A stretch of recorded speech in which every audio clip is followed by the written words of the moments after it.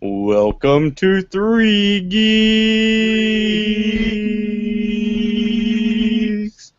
Welcome to the Three Geeks podcast. My name is Jay, joined by the guys Philip, Rondell, Dan, and Mike. Max will be here at some point. Should have been here 20 minutes ago, so we're all holding out hope that he shows up in some form. Maybe as a Force Ghost. Who knows? So let's just get into it. This is not really geeky, but, film geek, whatever. I want to stress to anybody who's watching this podcast to go and watch the movie Steve Jobs. It is very, very good. I always like to do the Oscar movies. I'm starting early this year, and I know that Fassbender is the favorite to win the Academy Award. So I went into the film with not a whole lot of interest in it, to be honest, and it was awesome. And then I finally saw Mad Max, which was also awesome. That was my Saturday, those two films. Great films. But Steve Jobs, check it out. Even Seth Rogen as Wozniak, I didn't know that Rogen had those chops. So, kudos. Mike, you do anything fun this weekend? Or today? Why don't you tell our viewers what you're doing right now? Before you guys called me up for the podcast, I was in the midst of episode 7 of Making a Murderer, and I've never been more pissed off at my TV than I am right now. Like, I've been legit for about 5 hours straight now just yelling at my screen. It's aggravating, this story. And then you guys had to drop a couple of more news stories on me today to further aggravate me, so thanks. No problem. That's what we do, buddy. Dan and Rondell are apparently playing chess in the middle of the show. I'm just kidding. Guys, would you guys do anything fun this weekend? Somebody gave me a copy of Unfriended to watch. I like that movie. I'm sorry. and I did. And now I'm pissed off. With Mike. Rondell? Yeah, funnest thing I did was probably today watching my son play intramural, not really intramural, but rec league basketball. That's about it. I watched The Visit. Was it The Visit? Yeah, it was The Visit last night, the M. Night Shyamalan movie. Okay. It's the third best M. Night Shyamalan movie. It doesn't say a lot, but I hate found footage films, and I thought it was okay. It wasn't brilliant, and it didn't completely suck. But, kudos to M. Night for not making something as bad as After Earth or The Happening or Lady in the Water. I guess he managed to make a twist work somewhat again. Yeah, that was a pretty good twist. I enjoyed it more than I thought I would, because as soon as I found out it was found footage, I thought I had checked out, and then I ended up checking back in. So, kudos. Philip, did you do anything fun I was going to say I did The Visit. I also watched the first episode of Fringe, it's always fun to go back to that show, because it's always interesting, especially it's great sci-fi on television, which just doesn't exist. Never do that. It's very sci-fi. Yeah, especially in the later seasons. But I think that's what kind of hurts Supernatural Sleepy Hollow, because you're coming off Fringe, an extremely serialized show that if you blink, you literally miss something, and then you have to go back and rewatch the episode because you blinked, and if you blink again, it's just a bad cycle. But then Sleepy Hollow came out, and it started off that way, extremely serialized, and if you blinked, you missed something. I think that's what hurt that, but that was awesome with Fringe. Anyway, let's get into the first news story that really upset our buddy Mike down there, which I'm going to go to Mike first. Adam Sandler's Ridiculous Six is the most watched film on Netflix, which means his buddy comedy that he has coming with David Spade later this year will do a lot better than probably a lot of people expected. Mike, how does this news... I mean, you've got movies like 2001, Clockwork Orange, you got these awesome films that are just part of the film history on Netflix, and for Adam Sandler to be viewed more than any of that, how does that make you feel as a film fan? First off, most watched doesn't mean jack shit. That means probably you know what? I said this earlier earlier in the weekend, you know what else gets a lot of views? Train wrecks. Legitimate physical train wrecks. Worldwide disasters, that gets a lot of views. Doesn't make them good. So, most watched doesn't mean jack. And, Netflix, I think in order to salvage it, they're being very be very picky about the star numbers or the ratings that they're giving certain things. Like, yeah, nothing's too low that they're kind of contractually, chained to. So that doesn't mean anything. It means jack. As for his buddy comedy, whatever, I look forward to not laughing. I could use a break from laughing. I could use a break from all kinds of extreme emotions. So you know what? This Netflix Adam Sandler deal is the perfect offering of neutrality and blandness that I've been looking forward to kind of mellow me out. So fine, whatever. This news story will mean more when the David Spade movie comes out. So if the David Spade film comes out and it also is the most viewed movie on Netflix, then this world is going to hell, because that means that people did enjoy The Ridiculous Six and return to watch the second film. And I'm sure Mike's not talking about the movie Trainwreck, just Trainwrecks in general. But no, dude, watch the actual movie Trainwreck. It is a good movie. It is a good movie. Watch that in lieu of Ridiculous Six. Ridiculous Six on Netflix has a 1 star. Oh, well, never mind then. They're honest now, at least. Good. No, I know, because a week ago it was 5 out of 5 stars. It's like, there's no way that this movie is 5 out of 5 stars. But, I used to like Adam Sandler. I really, really did. And there's some movies of his, even up to a certain point, that I know a lot of people didn't like, but I still got enjoyment out of. And then when Jack and Jill came out was where it stopped for me. And everything that he has released since, I have not been able to sit down and watch. Let's put it this way. I'm laughing more at Making a Murderer than I am at The Ridiculous Six. And that's not a comedy, but, there's some hilariously stupid moments in that movie or in that series that you just have to be like, what? And actually laugh, as opposed to Ridiculous Six, where you're just like, what? Yeah, I laughed more at The Visit than I did at Pixels, so that's pretty much where Adam Sandler's trajectory is going. He can't get laughs. I don't get him anymore. It's sad, because I've seen him in interviews recently, and he can still be funny. It's just his movies aren't. He probably needs to get a new writing partner, maybe go to drama for a while, but I guess he is making dramas. He's not making anybody laugh. Philip, your thoughts on this? It's interesting.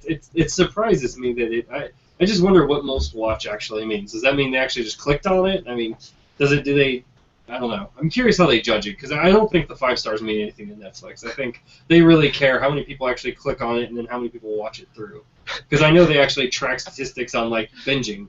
Maybe people were watching Happy Gilmore and then fell asleep, and then Netflix just ran The Ridiculous Six on after it instead of, the Are You Awake? And they just let it loop in with that so people could get the hits. It does happen with movies, especially, because television series, they'll let you go a couple episodes. Movies, you hop into some movies. I've had that happen before. Fall asleep in the middle of the day watching something you like, wake up, you're like, what the hell why did this come up?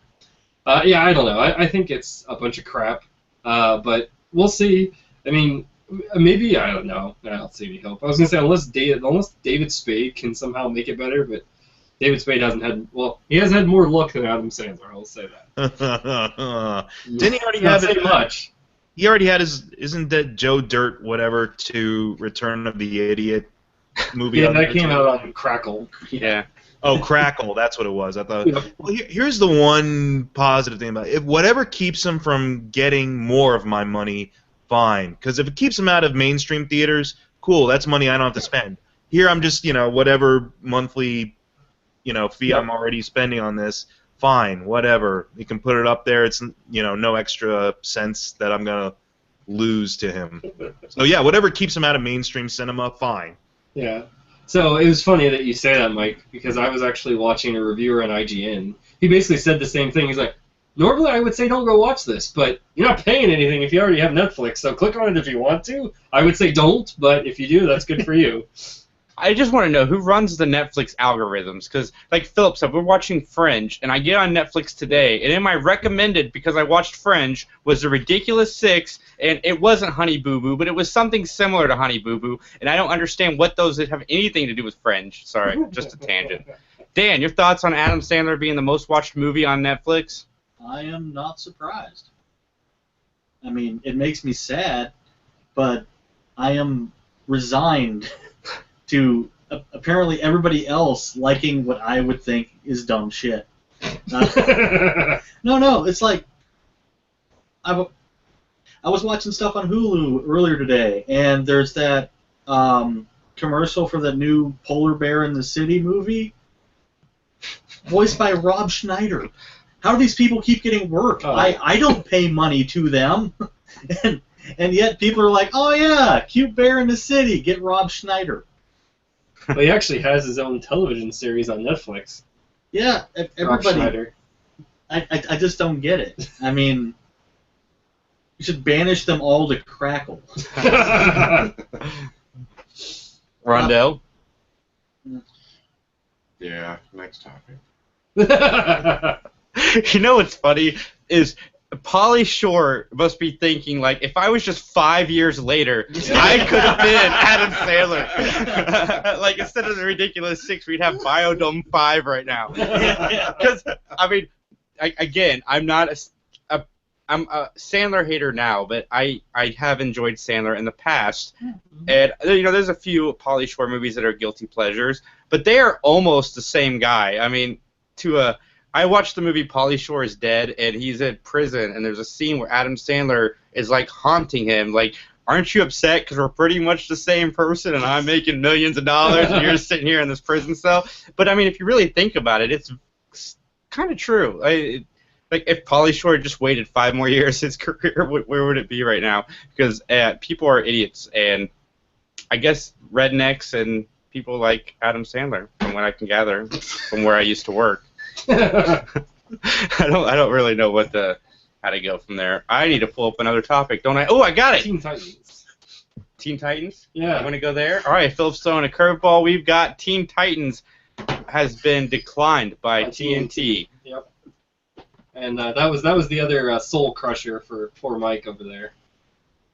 I don't know if Mike wants to go into it yet, but yeah. So apparently, I guess originally TNT sounded like they were all on board to make us live-action Teen Titans TV show, and it died. Apparently, TNT decided to pull out their interest. I can't remember reading why. I don't remember any good details on that. But I just noticed it, and I was surprised that they're no longer interested, which is surprising, but I guess maybe not, because is that too far-fetched? I don't know. That is weird, because DC is killing it in the TV game. I'm going to say Mike, and let him just recover a little bit from that last topic. Dan, are you upset that they canceled the Teen Titans live-action show? I didn't watch the first one. I barely have seen a couple of comic covers. Okay. So, no. I'm not... I have no feelings either way, really. Rondell? Yeah, I haven't watched it.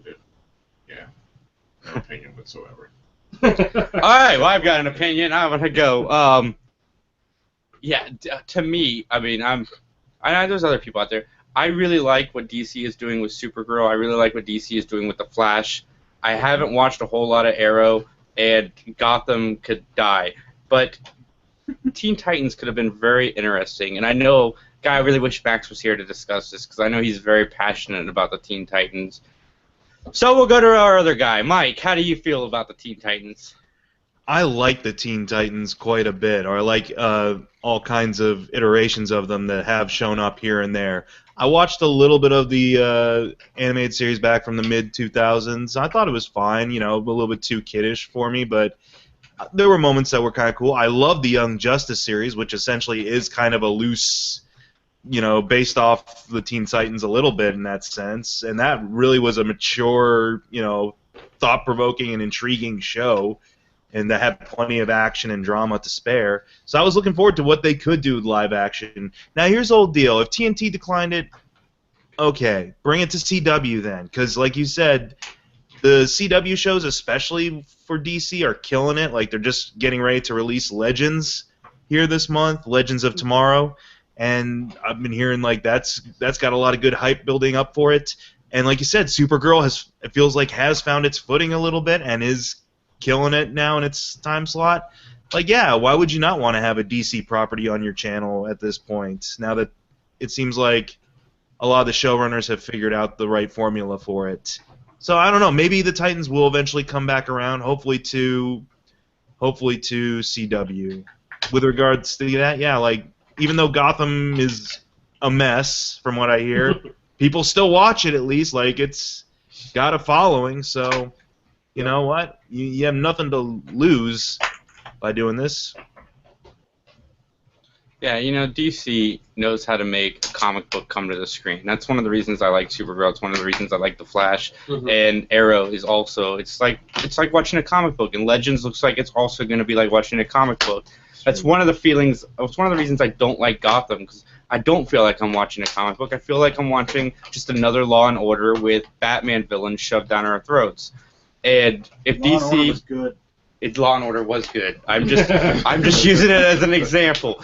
I can't Procedural. I can't not watch an episode of Law and Order without finishing it. I need to know who did it. But Teen Titans would have fit really well into DC's, bringing comic books to the screen. It just fit that mold so well, and I'm upset that we're not going to get more. But good news for all of our Fat Man on Batman fans who know, or the Batman on Flash, as it's been the last few weeks. Kevin Smith will direct an upcoming episode of The Flash. And Mike, take it away. Yeah, I had a feeling something like this would probably have been in the making. Just because the way actually the origins of all this, I think, started with Arrow, because at a point, I think someone asked one of the showrunners, not Kreisberg, who was interviewed on Fat Man, but they asked one of the other guys, like, you ever going to have Kevin Smith come on and write an episode or direct an episode of Arrow? And the guy very vehemently said no. And then Kevin Smith was kind of like, what's his beef with me? And it kind of went from there. He's like, that's why he was kind of like, I don't really feel like catching up on Arrow. I feel a little raw about what, that dude's kind of retort. But then he did get into Flash, and, like, he gets overly emotional about Flash. Like, I encourage you to watch his reaction video to the first season finale, where Barry's talking to his mom, like, and just watch a fat man cry. Essentially, it's hilarious, but it's like, oh man, I get what you're saying, dude. Like, that is emotional.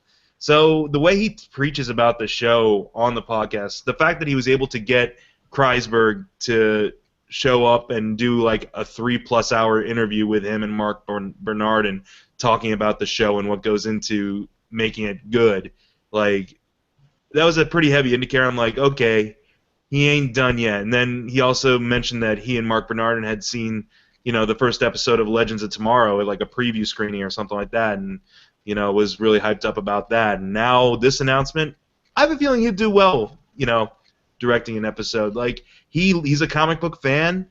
He's a fan of dialogue. He's a fan of those characters especially. And you know what? Just give him something meaty to chew on with regards to a script, and I'm sure he'll do a good job with it. I would love to see Kevin Smith try to tackle television, maybe in like a mini series. I think that could be fun. They have what's that? He had a show on the CW for a while called Reaper, I think, right? I think he just directed a few episodes. I don't think he was a showrunner. Okay. But they're doing that Marvel show where it's taking place in an insurance office for the people who have to deal with the destruction from the superheroes, but it's just insurance agents. Something like that, I think Kevin Smith would be really good for. I would like to see him tackle some television. Philip, your thoughts on Kevin Smith? I think he'll be great at directing it. It'll definitely fit, because again, it's like what Mike was saying, that he is a real comic fan, and I know he'll pay homage to more traditional things, as well as kind of expand on something, and hopefully I agree with Mike, I hope that they give him something interesting to kind of show us and give us an interesting perspective. I'm excited to see it, to be honest. Bruce Willis guest stars as a Flash villain. There you go. There you go. I don't think he's ever putting Bruce Willis in another project again. It's like, that'll get the real creative line out of him, because it'd be like, how do I got to work through this? Dan, Kevin Smith coming to the Flash. Apparently I have to watch The Flash now. They should bring Kevin Smith to Gotham. Maybe that would spice it up a little bit. You can't do anything with Gotham except maybe cancel it and then burn it in a barrel full of filth. Rondell, have you watched The Flash? An episode here and there, but if I know the episode Kevin Smith directing is on, then I guess I'll have to watch it. I would like to see it on HBO and like Kevin Smith directing. That guy can't go like 5 seconds without saying fuck. I watched him on the Screen Junkies podcast, and they try to keep it clean. Like they never cuss on their podcast. And at the beginning of the one Kevin Smith was on, they're like, just so everybody knows, there's gonna be a lot of dick jokes and a lot of cussing. And sure enough, there was. So I'm really looking forward to Kevin Smith, one, tackling television, and two, tackling The Flash, because he's very passionate about that world and everything that's going on, and I'm very curious to see his take. Like I said earlier, give him really emotional scenes involving Barry and his mom, so that we can have anecdotes of him blubbering like a baby on set while trying to direct. If he's just having a reaction to the show just as a viewer, imagine being in the thick of it all. It's like, jeez. That's true. I wonder who Jay Muse will play. They could make a new logo and the opening credits for it, just for that one, it'd be like The Flash, now with dick jokes and cussing. And have like run around the Flash logo real fast. Oh, yeah, that's good stuff. So, Star Wars The Force Awakens has passed $800 million and has officially dethroned Jurassic World as the #1 3 film in the box office. Is anybody surprised? No. But will Star Wars be the first movie to hit $1 billion in North America? Mike, what are your thoughts? You think it'll happen? I don't think it's going to beat Avatar, but not worldwide, I mean. Oh, worldwide. I was about to say, yeah, it beat Avatar already in terms of just here, but it'll probably get pretty close, I'm sure. I'm sure it'll get really fucking close, so I have faith in it. But at the same time, it's doing well enough on its own, so yeah. Yeah, it's got $1.2 billion more to go, but that's before China. So it could. It all depends on how it does in China this weekend, which I've heard it's doing really well. It's breaking all, records. Rondell and Dan, silly people, do you guys think that Star Wars has a shot at getting $1 billion domestically? I have a question first. Yeah. Why do we put that up against Jurassic World? Because Jurassic World was the #3 film of all time. Yeah. God, that's sad. Yep. Okay. Anyway, sure. I would love to see Star Wars make more and more money. Okay. That's deep, Dan. I will go help Star Wars make more money. If I can make a Death Star. Rondell, anything to add? Powerball. Powerball numbers. Yeah. And They speaking doing of Powerball numbers. Powerball, when the Three Geeks podcast wins the Powerball this weekend, we will be going on tour. So just keep your fingers crossed that we can hit that. It'd be fantastic. And that tour will involve going to every major city to watch Star Wars so it can beat that $1 billion. Sure. Get $1 billion worth of tickets. In other news, Max has contributed $1 million to the Star Wars box office. And that is probably where he's at right now, watching the film again. And we could probably build half a Death Star with that. I want to send a quick shout out to Christy. She has helped the Three Geeks podcast reach 1,141 Twitter followers. Thank you very much, Christy, if you're listening. And I'm sure Max is probably cussing you out somewhere, which we all apologize for. We can't control Max. But anyway, I think that's all the topics I got because there ain't shit happening in the world of news. I mean, the stories we just covered are like barely stories. Let's be honest. Some good news though for the podcast. Me and Mike have an interview with John Schnepp, the director of The Death of Superman Lives: What Happened. We are currently working on scheduling. That should be a lot of fun though. I'm also working on a few other interviews, but this one is actually pretty big. I'm kind of excited about him, geeking out. He's also the director of Space Ghost Coast to Coast when that was on, and Metalocalypse from Adult Swim. So that's pretty cool, I gotta say. All right, guys, topic. Let's talk something. Let's talk horror films. Why not? Because I watched The Visit last night, and I know Dan loves talking horror films. We may not see eye to eye on some horror films, but I think we appreciate each other's love for the genre. Dan more than me, but if it's a horror film and it's original, I'm there to at least check it out. Speaking of horror films, before we get into it, go over to McGTV, youtube.com/MikeMcGTV, and Mike and Dan spent about an hour talking horror films, so definitely check that out. Hey, Max! Buddy! How's it going? Good, what are you doing? I'm at work, dude. I'm in the car right now, freezing my ass off. But, yeah, I had to get on here. I ran a little late on work. Nice. We figured you went to the Waffle House and passed out in a dumpster. Nah, man. Or went and saw Star Wars. I've been waffle free for a little bit now. It's terrible. Good job, man. It's not good. It's not a good thing. I'm Don't really smile. proud of you. How long has it been? Like 4 days. 4 days. Wow. Terrible.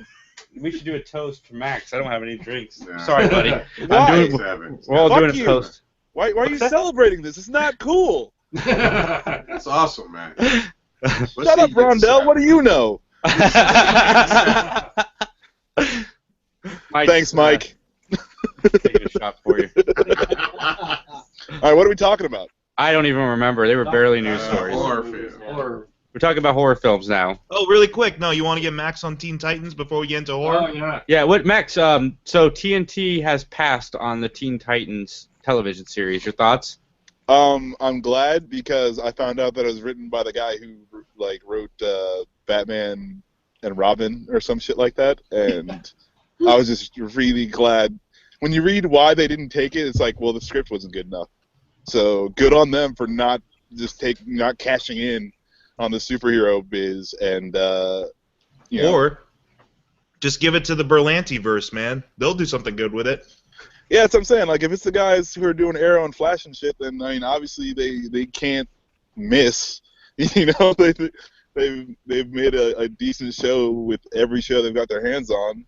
But, yeah, I'm glad to not see a bad TV show. I'm more than happy to not see a bad TV show. It's funny that the guy that wrote Batman and Robin also wrote A Beautiful Mind, but he will always be known as the guy who wrote Batman and Robin. It doesn't matter what he does. But he teased Batman versus Superman in I Am Legend. Nice. All right, Max, I got one more news story for you. As a fan of Fat Man on Batman or Fat Man on Flash, whatever you want to call it, what are your thoughts on Kevin Smith directing an episode of The Flash, and who do you think Jason Mewes will play? I don't know who they're gonna get Jason Mewes to play. Like, the good thing, what I like about The Flash is I never really read The Flash, so there's not like a lot for me to be like, oh well, in the comic books they don't do any of this from private to press. So yeah, man, Kevin Smith direct an episode, sure, why not? I wish him all the best. I hope it's good.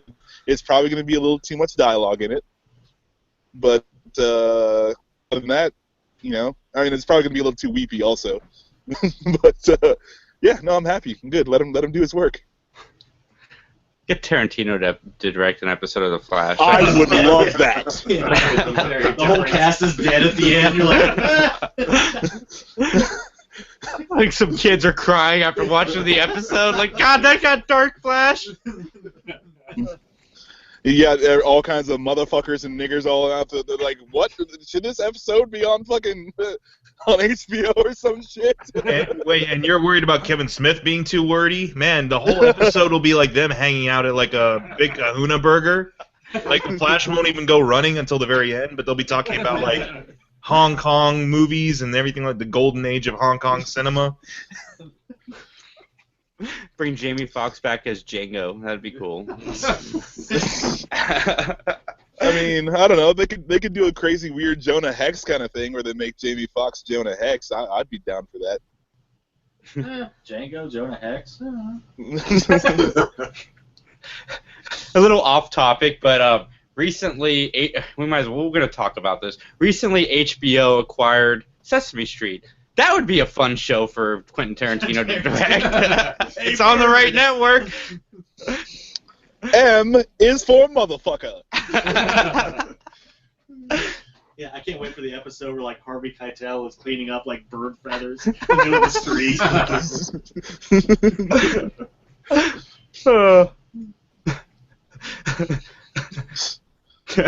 Snuffy's all strung out and fucking. Like Dave Chappelle. I buy the good shit, big Man. That's funny. All right, horror movies. That's what we were going to talk about. I know we've talked about horror movies before, but we're going to go more into the obscure horror movies. Like, Dan, what are your favorite obscure horror movies? I opened up Pandora's box, didn't I? I don't even know if I have an answer to this question. Yeah, really. Is there a number limit for this? I just know Dan has been wanting to talk about horror films, so I figured this would be a good time to approach the subject. I mean, how weird do you want to go? Like Lair of the White Worm weird? Let's talk about The Beyond for a second. We haven't really talked about that. Yeah. We do want to all be quiet because that's how we talk about things here on the podcast.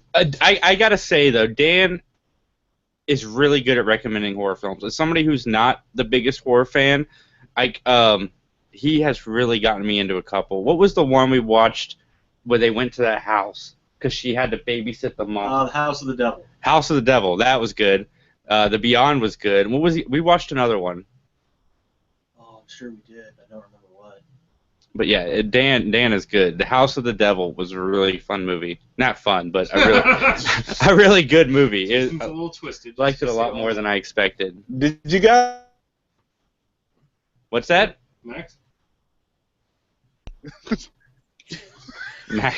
We're getting a laugh every once in a while, Max, but that's about it. Max has been taken. I think, yeah. Yeah. Max is gone. You will birth the Antichrist, Max. No, I'm Max. still here. Oh, there you are, Max! I'm back. I'm still here. I'm alive. Am I still muted? No. So you guys still doing Freddy Geeks or what? Like, did that die? Is that dead forever? I've been trying to reboot it, but It went on hiatus due to job changes and multiple jobs and just a lot of factors. But it's coming back. All right. It's coming back Okay. soon. I mean, I hate horror movies, and I listen to that a couple times. So, I mean, like, you're right. Dan does have a good knowledge of horror movies. It's just that, most horror movies suck. hey now. Max just says they Take suck that back, because sir. they scare him. No, they don't. They're just fucking stupid most of the time. Most horror movies now suck because, like, we make PG-13 movies for kids, to scare them, which are full of, like, jump scares and shit like that. They're not actual horror movies. I mean, you got to go back to, like, Gothic stories and cool shit like that, like people alone in a house and shit happens. Or we That's just the old one with the monkey. Or we just steal them from other cultures like that, whatever that is, like And we the one make that them worse. yeah, The Forest that just came out or anything Yeah. like that. I mean, the Ring, the Grudge, the Eye, just anything with like a one-word name that sounds simple. We just Krampus. Krampus. I think that's more comedy horror, but I haven't seen it yet. I have no idea.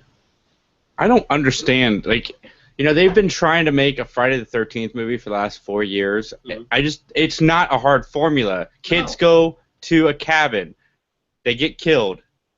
Kids go to a camp, they get killed. Like, give us more of those. I like the Friday the 13th movies. I like all of them, I'm with Dan. I did not like the new one. Jason does not take prisoners, but sold it off the Platinum Dunes, and it's like a death sentence for any horror. But it's like the formula isn't hard. Just give us more of the same. They make money every time you make them. Like, a Friday the 13th film can't cost more than $1 million. It can't. There's no way. It doesn't have to, I guess, is the better choice. Well, I mean, like, do you really want? I mean, because like they've made 85 Friday the 13th movies, and yeah, they're all the same stupid movie, and like now people are like, oh yeah, well I watched Friday the 13th 7, and it's the dumbest shit ever. Why make that movie again? You're saying make it again. I'm saying don't. Don't make Friday the 13th. That's you can make the first 4 over and over, and I'll just go and watch them every time. I like the first 6. No, I don't like 5. I like 6 though. Tommy Okay. Jarvis. Okay. I actually prefer 5 more than 6. Because they were working on a Jason versus Freddy versus Ash, and Tommy Jarvis was going to return for that, Nice. and it never got picked up. But also you're dealing with like certain like subs of it, because like Friday the 13th, that's clearly in like the slasher, subset, and you've got things like, for example, stuff like Suspiria or stuff like Suspiria, that was it. Like Oh yeah. where things are, it's not necessarily there for the gross out factor or anything like that, but it's more about just like the unnerving, atmosphere that's present in them and building on that, like actual genuine suspense, as opposed to what Dan was saying about like, yeah, every 5 seconds something's gonna jump out from behind a pillar and scare you. Oh, it's a cat. And the first time it's a cat, then the second one, that's freaking when Jason shows up and machetes you to death. No. See, you got to find his mom's head in the fridge first. Oh, And then okay. you run Then around the the cat house all scares you. scared and shit, and then Jason kills you. Well, no, then the cat scares you, and then Jason kills you.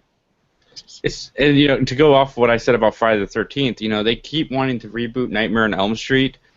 Robert Englund wants to come back for the franchise. The fans want another Nightmare on Elm Street. The studios want to make another Nightmare on Elm Street. Why can't you just make another Nightmare on Elm Street with Robert Englund returning as Freddy Krueger? Like, I don't understand why that's so hard. Because by math, the movies make money. Same thing. That's what I was saying with Friday the 13th, Max. I mean, they make money. They make millions and millions and millions of dollars at the box office, and they don't cost a lot of money, and your fans want more. So I don't understand why you can't invest $1 million to make another film, and because you're gonna get at least 20 times your money back. I don't understand. Yeah, I could take or leave any of the Friday the 13th, Nightmare on Elm Street's freaking Halloween movies. I don't really subscribe to any of that, but yeah, I mean, on paper it makes sense, but my whole deal is like, make another good movie. Like, the whole reason that Friday the 13th has 18 sequels is because the first one really captured your imagination and blew your socks off. Like, and then you just keep on going back. I just don't want to see another shitty rehashing of some shit that you've already done. Like, I'm bored with that. Dan, if you could pull a movie from the 60s or 70s, or even maybe just a particular filming style from horror back then and bring it back now, what would you pull? I would pull the idea that directors can actually use suspense and build some kind of, like, if you go back, it's not necessarily a horror, but there's a flick called The Night of the Hunter, which is one of my favorite older movies. It's black and white. Robert Mitchum, plays the main bad guy, and it's not an outward threat. Like, he's this preacher guy, and basically he wants to kill his family to get this money because he's not a very nice preacher guy, and but it's a build of his threat to this family until everybody in town is at the carnival, and he's chasing the 2 children around the town to kill them, and nobody's home, and he's just going, "Children," in this really creepy ass voice, and that, I mean, the whole movie is an exercise in building tension, and that's something we've lost. Like the Asian filmmakers, like the ones that made like The Ring, and I'm not gonna argue that they're great films, but they know how to build that. And we're like, yeah, I really like that, so we bring them over here, and then we suck at making them. And I don't know how that is. Like The House of the Devil had great tension. It had atmosphere. It was almost palpable, and that's what made the ending, the payoff, sweet. But you usually don't get that anymore, and you don't get that from the big budget studios. I would agree. A horror movie that I've is sort of semi-recent, The Conjuring. I really like most of that movie, right up until it becomes like a monster flick at the end. Yeah. Because it's just, like you don't know exactly what's going on, and it's all these little weird things that happen, and it really just sets you on edge. And when I'm watching a horror movie, if it's going to be one that I like, it's not the jump scary ones, it's the ones that leave me feeling creepy afterwards. And also, I feel it has a lot to do with, along with creating that tense and palpable atmosphere that you were describing, Dan. The thing also that I like about Conjuring 2, up until like what Max said, that point where it just goes straight up for the demonic makeup and everything, was the idea that you cared about the characters, you invested in characters, whereas you toss a rock at any like slasher, found footage horror movie these days. I can't wait for those fuckers to die. It's like, I don't care what happens to them because I'm like, I don't want to spend another second with them. And it's more like, it was more about characters and story than it was about the thrills and chills. The thrills and chills were just inherently there in the narrative due to the fact that you did become invested in this world that directors would bother to set up.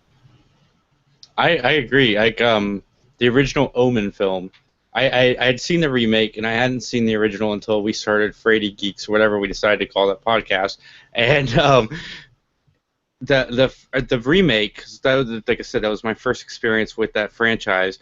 I didn't care about the characters. I with Mike, I wanted them to die just as bad as I wanted the ones from the Blair Witch Project to die. And then I watched the original, and the acting and the way it was drawn out and the story was just so much more powerful, and it had much more of an impact because you cared about what happened to Atticus Finch. What's the guy's name? Gregory Peck. Gregory Peck. Thank you, Mike.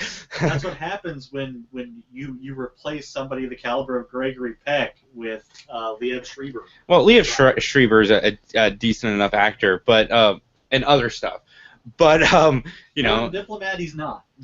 But horror, the star of a horror film, in my opinion, I'm not the biggest film guy, but it's almost the director is the star of a horror film because he's the guy who sets up your suspense. Mm-hmm. He's the guy who's managing your actors. He's the guy, drawing all of that out. And like The Omen was the biggest contrast for me between the two because you've essentially got, and same thing with Psycho. You've essentially got the exact same story, but one is told by one director and one is told by the other director, and the new director just doesn't get it. Like, you can play the same song, but if you don't have the same heart and emotion going into the lyrics, it's not going to come across very well. And with Psycho and with The Omen, I just feel like the remakes didn't have that same passion that the previous directors, Donner and Hitchcock, put forth in their project, and that is what the modern horror director is lacking in, is the passion between the projects. It's a lot more of a cash grab nowadays. It's also the inherent problem in doing a remake because the whole reason the passion and all the thing was there is because they made it up. It's their project. Now, when you're doing somebody else's work over again, you're probably not going to get the same level of commitment to it. Yeah, and that's why I think you get movies like The Conjuring or like Insidious, where it's an interesting premise. It may not pay off in the end, but at least it's good, and then they make sequels, and it just completely turns to crap. And also... Go ahead, Mike. Finish the thought, Phil, sorry. Pretty much it was finished, but yeah, it just kind of seems like it just gets watered down. Like, you get that interest, but the problem is you don't usually get that budget for the first one. I mean, it was the same concept as what have you about Paranormal Activity, right? Like, the concept was interesting when it first came out. Now it's overplayed. I don't necessarily think it was a great movie, but it was an interesting concept. And they made that with passion, right? And then they made sequels, and I don't even know what number they're at now, because I think they're making spin-offs of sequels. Yeah, they did. They're on 5, but now you can see the ghost, which is totally threw that off the thing. You can see the ghost in 3D, and it's just a giant blob of stuff. What were you trying to say, Mike? Oh, sorry. Oh, sorry. Is it the Galactus Cloud? Because that haunts my nightmares. This wouldn't haunt your nightmares. It just kind of made me point and laugh and then turn it off. So. Yeah. Well, and also, it's something not just limited to the horror genre right now, too, but also you're finally getting directors and storytellers who are fans of, the original stuff that came before, that know the feel of this. Like, for example, taking it out of horror for a second, the fact that J.J. Abrams, was a Star Wars fan and that he was able to do that, bring his own love of it to this new installment. And you can have people like James Wan, who clearly is a fan of that type of atmospheric, eerie type of horror stories that he did with stuff, not just like The Conjuring, but like, with Insidious, with Dead Silence was actually a pretty, it had a lot more jump scares going for it, but at least there was that unsettling atmosphere established in it too.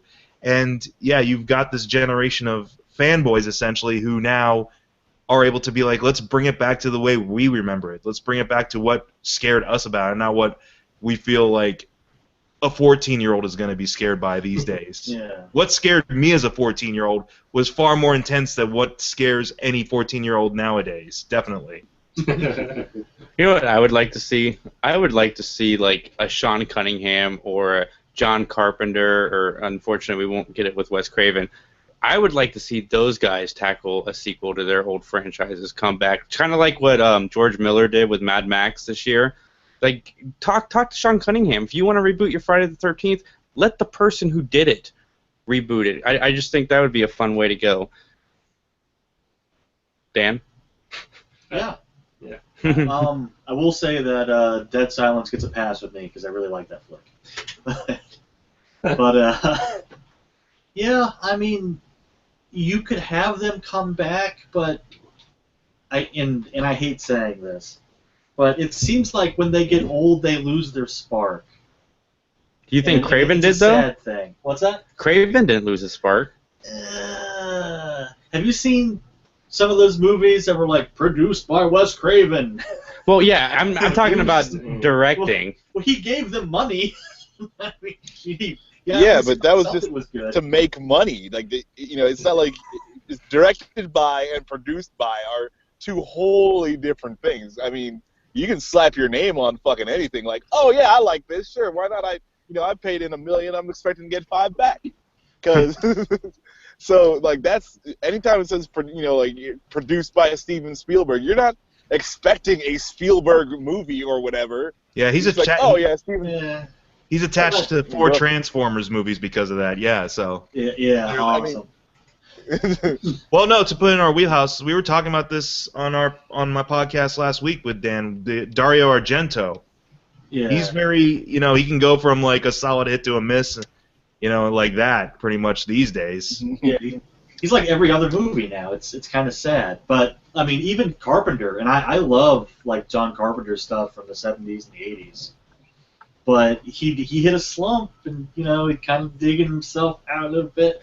But I don't know if I think we need new blood in just to be like, but not like new blood for kids. Like I like James Wan. I like Ty West. He did he did that movie The Innkeepers. Did you ever see that one? Yeah, that was actually pretty cool. That was pretty cool, actually. Yeah, and that was a PG-13 horror movie. Yeah, but it was effective. And you never really see the ghost, do you? The whole time. Again, not until the end, but then at that point you've earned the scare of it. You've earned that spectacle. Fair enough. But yeah, I think we need newer guys to come in and just take it away from movie by committee, which is my normal rant. So maybe follow what they've been doing with the big budget films. Creed was made by a fan, Star Wars was made by a fan. Bring in some of these guys who grew up watching the horror films from the 70s and 80s and let them tackle the horror genre. And honestly, I feel a lot of the more effective movies with regards to scares and chills these days are actually not coming from here. They're coming from across the way. You've got that what was the Babadook is so freakish. I just saw Good Night Mommy, which is like from an Austrian production company, and that was unsettling. And that's the thing, is like it's a lot of these movies, they at times they'll delve into some really out there outrageous stuff, but at the same time it's all very rooted in human fears and emotions. Like a lot of the stories have deep psychological undertones that just completely fuck with your head in the end.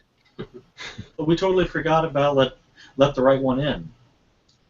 In its crappy remake here.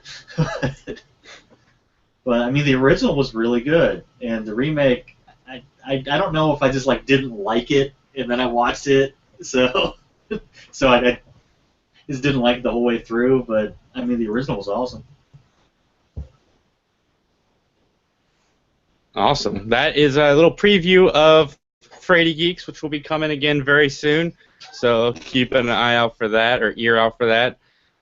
We have no video game news this evening. Comic book news, Max? I'm assuming no.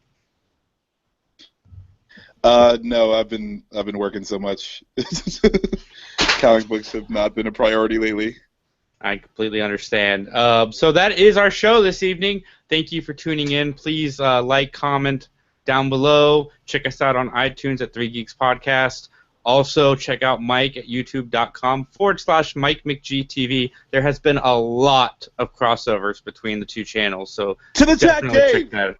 Yeah, there's the chat cave where they talk about Batman. We'll see how long it gets before they start talking about the Flash and everything else in pop culture. We won't. And there's We the won't.